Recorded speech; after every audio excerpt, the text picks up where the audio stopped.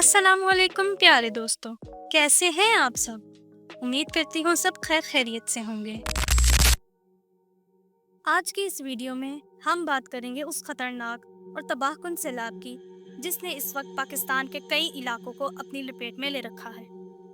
ये वो आफत है जिसका खदशा माहिरीन पहले ही जाहिर कर चुके थे और अब वो अंदेशे हकीकत का रूप धार चुके हैं। पंजाब के 23 अजला की 1000 से ज्यादा आबादी पानी में डूब चुकी है। खड़ी फसलें, पुल, सड़कें, स्कूल और हजारों मवेशी इस तूफान की नजर हो गए हैं और 1.5 मिलियन से ज्यादा अफराद मुतासिर हैं।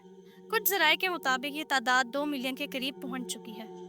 लेकिन सवाल ये उठता है कि आखिर ये सूरत हाल क्यों बनी?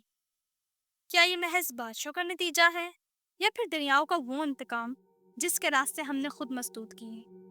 सियालकोट, लाहौर, गुजरावाला, कसूर और ओकाड़ा समेत कई शहरों में पानी घरों तक दाखिल हो गया है।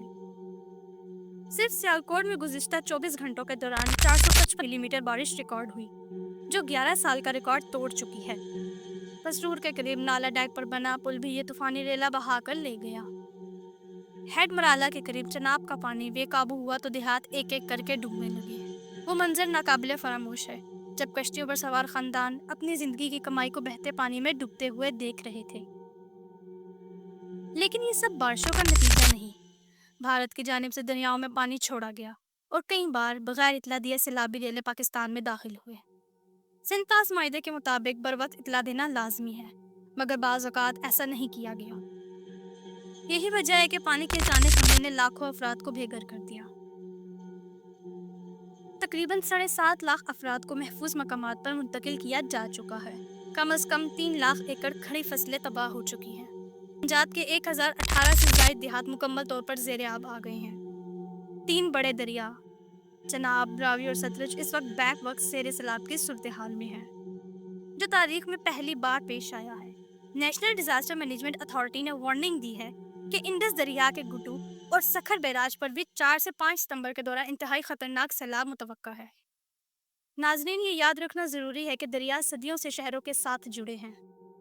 जिस तरह बगदाद दरियाए दजला पर, काहिरा दरियाए नीलम पर और दिल्ली दरियाए यमुना पर आबाद हुआ, इसी तरह लाहौर दरियाए रावी के किनारे पर कौन चढ़ा।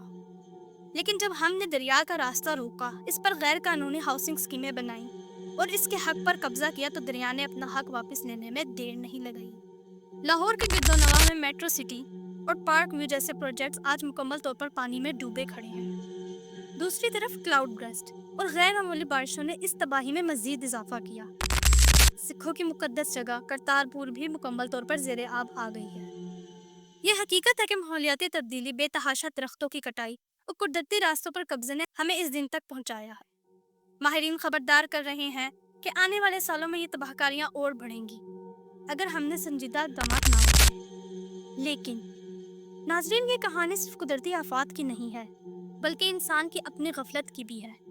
अगर हम दरिया के साथ इंसाफ करें, इसके कुदरती रास्ते खुले रखें और माहौल का तहफ़्फ़ुज़ करें, तो ये दरिया हमारी ज़िंदगी की ज़मानत बन सकते हैं। क्या आप जानते हैं कि दरियाए रावी और सतलज के नीचे इतने बड़े आबी ज़खायर हैं कि अगर दुरुस्त निज़ाम से इस्तेमाल हो तो पूरे पाकिस्तान को कई साल तक पानी फराहम कर सकते हैं। मगर शर्त सिर्फ ये है कि हम नियत और ईमानदारी से काम लें। दोस्तों, ये वक्त सिर्फ हालात पर अफसोस का नहीं, बल्कि मुतासरा ख़ानदानों की मदद करने का है। हमें खाने पीने की अशिया, कपड़े और हर मुमकिन इमदाद सैलाब ज़दा इलाकों तक पहुँचानी चाहिए। ये हमारा दीनी, इंसानी और अखलाकी फ़र्ज़ है। अल्लाह ताला हम सब को इन आफात से मुकम्मल तौर पर महफूज फरमाए और जो हमारे बहन भाई इस वक्त मुसीबत में हैं, इन पर अपनी ख़ास रहमत नाजिल फरमाए। आमीन। तो मोहतरम अजीज़ दोस्तों, ये थी आज की हमारी इस मुल्क के ऊपर एक छोटी सी डॉक्यूमेंट्री। आप सबको कैसी लगी? कमेंट में अपनी राय का इजहार ज़रूर कीजिएगा। आप तमाम दोस्तों से गुजारिश है कि मेरे चैनल को सब्सक्राइब करें और ज़्यादा से ज़्यादा शेयर करें। ये आपकी मोहब्बत होती है जिसके हम मुंतज़िर हैं। मिलते हैं किसी नई वीडियो में किसी नई डॉक्यूमेंट्री के साथ। जब तक के लिए अपना बहुत सारा ख्याल रखें। अल्लाह हाफिज़।